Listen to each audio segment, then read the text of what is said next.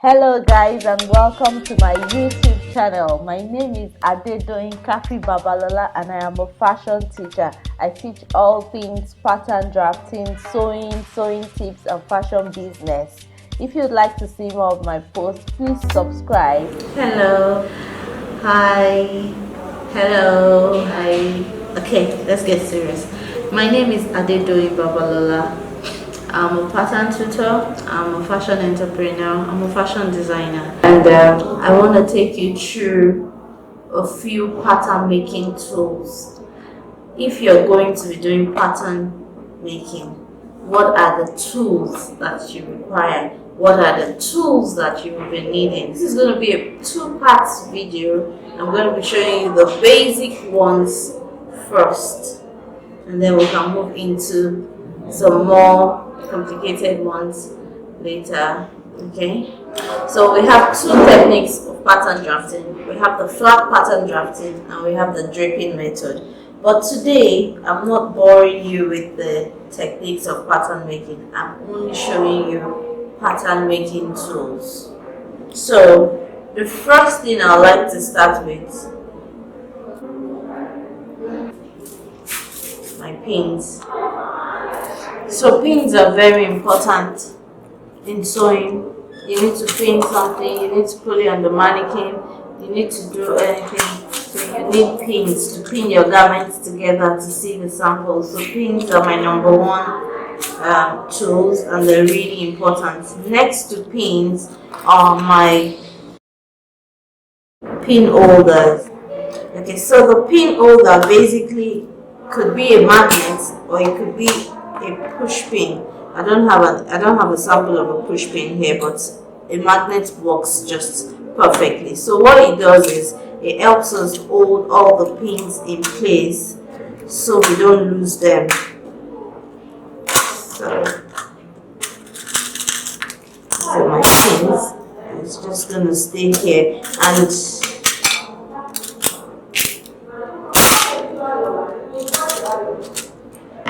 so yeah, that's the work of the pin holder. I just hold my pins in place.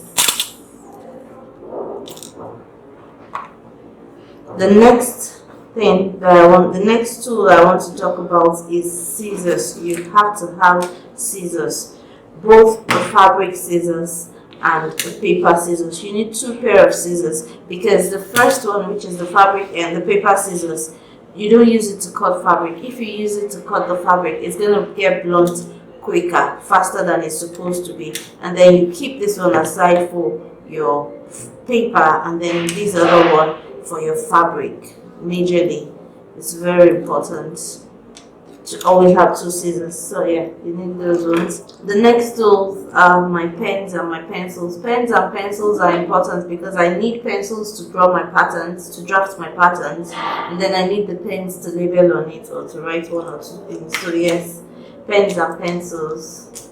And this one is like a ball pen that I can use in highlighting. Okay, so the next thing we need are our rulers and curves. But I'm going to start with the straight ruler. We need the straight ruler, we need it in different lengths. So this is like a really short one. This is 12 inches. This I believe is 24. Yeah, 24 inches. And this one is 40 inches. That's 100 cm, 100 meters. Yeah, 100 cm. And then now move on to the curves. We need like an armhole ruler. It helps us with all our curves, all our necklines, armholes, shapes, blending, and also we have this one and we have Varifoam, different types. This is my L ruler, my leg ruler is also known as pant curve. So we have hip curve, we have pant curve, and we have L curve. I'm going to show you all of those ones as well. These are the ones I can lay my hands on right now. And then we have a pattern master. This pattern master, I really like it because you can use it to get your seam allowances. It turns you into a master. It has like the angle 90, angle 45. You can use it as one ruler because it has like armhole curve. It has like a little thing here that you can use to get your hip curve. It has like a set square L shape, and you can also do straight. So I think it's almost like an all-in-one ruler. I always tell people that if I have to travel with one single ruler, it will definitely be my pattern master. So the next tool that we're going to be talking about today are my push pins. Majorly, the push pins are used to put your papers in place. So I put it at the edge of my papers to make sure that they stay firm. For instance, I put it like this to make sure that this stays here and this stays here, and then I can continue my pattern work with this, making sure that they're already in place. And it's good, you can just move directly into your table. So yeah, that's the work for push pin. My next tool is going to be my pattern notcher. The pattern notcher, as the name implies, just helps me to put notches on my pattern. I'll show you. So it helps to direct my seam allowances and all. So basically, I've done my pattern. I want to put my side seams, so it just does like a 1/4 inch notch for me to see my joinings. So it's really important. So basically, it does like a 1/4 inch notch for my seams. So I'll do like a quick illustration here.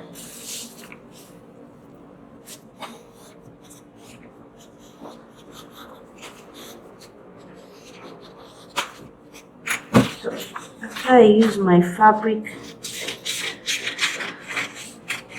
scissors to cut out my pattern,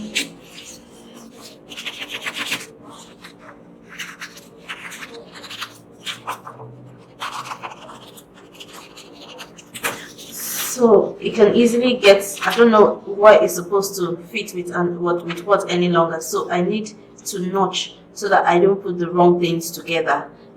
So I will then use my pattern notcher to do a notch here. I have that. I'll do a notch here.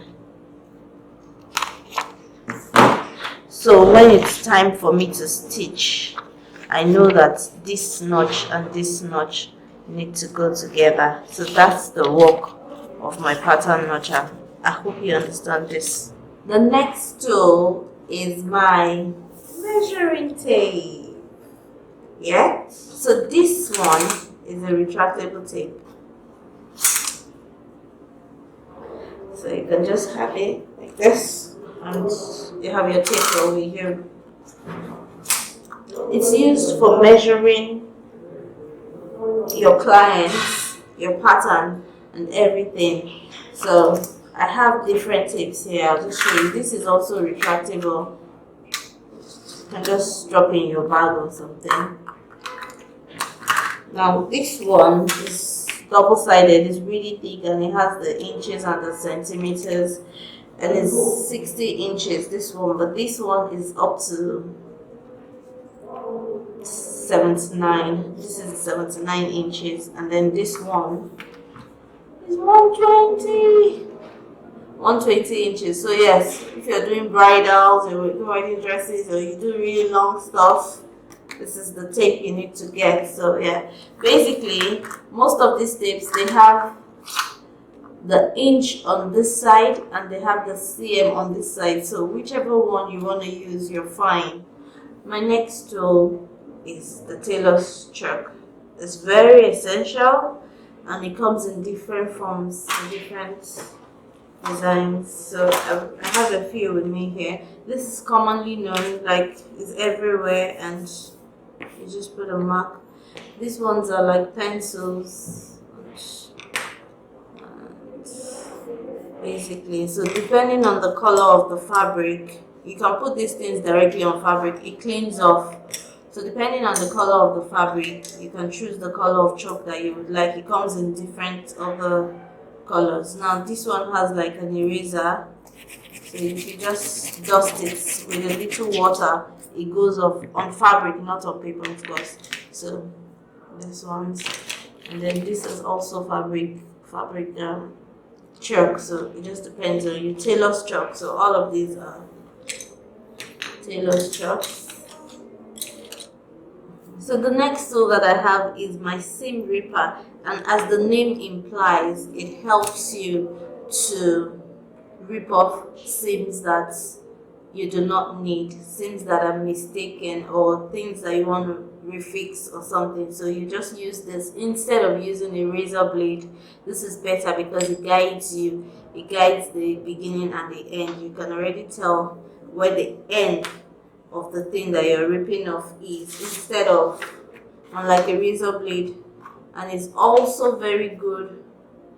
This is also very good. The seam ripper is also very good when you are opening buttonholes. So for instance, I have my button stand to be this. If I was using a razor blade, I could go overboard, but if I'm using a seam ripper, I know that I need to stop here, and that's all I do. So yeah, that's my seam ripper. It's used to rip out seams, but professionally, it's better than razor blade. I'm gonna move on to my thread cutter. So my thread cutter is known like a mini scissors. When you're at your sewing station and you don't want to move around and you have to cut off threads from fabric or from anything, you just simply use this. You just use it. You just do this and it chips off. That's all. With the thread, it's really essential. So you use it to cut off thread, and this one has an extra blade. It's not all that come with extra blades, but this one comes with extra blade. I think we have one that doesn't come with extra blade as well. So yeah, that's the work of the thread cutter. Basically, it cuts thread. Next tool that I have is my tracing wheel. Majorly, as the name implies, it is a tracer. It traces out the pattern for me. So, but this is a tracing wheel. You also have the option of using a tracing paper to do the same thing. But the tracing wheel majorly works like this. So I have a pattern underneath. That I want to trace. I'll put another paper. If I use a tracing wheel,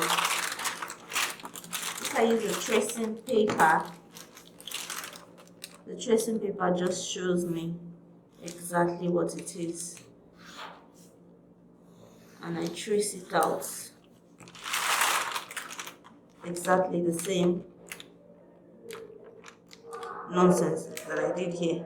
It's exactly the same thing that's showing here. But if I'm using the tracing wheel, the tracing wheel is going to trace it as well, but I'll need to follow all of this and follow. I need a paper. Oh, okay.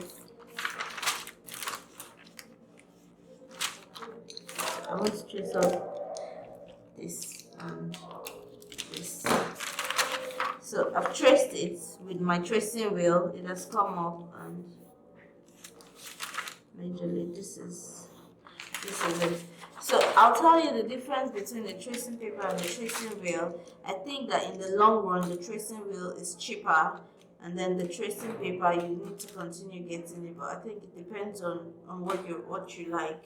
For me, I use a tracing paper instead of a tracing wheel because I don't want to spoil my table. But then, if you have a self-healing mat like the one that is under my table right now, like this one, then you can use a tracing wheel, because it covers your table, it protects your table, and you don't have any destruction on your table. So no matter what it is that you do, no matter how sharp your tracing wheel is, it wouldn't disturb you. It wouldn't disturb your table. So that's the work of a tracing mat, of a self-healing mat. I can't use a rotary cutter if I don't have a self-healing mat. A rotary cutter is like a scissors. So you can see the demonstration here. It's like a scissors. It cuts out my patterns and it cuts out my fabrics. For me, it can cut anything. It cut fabrics, leather, paper, multiple layers, all of vinyl, anything. It cuts a lot of things. But just as it can cut all of those things, it can also cut into your table. So you really need to have a self-healing mat that protects your table. That will be the end of this pattern making tool class. Join me for another interesting and informative and educative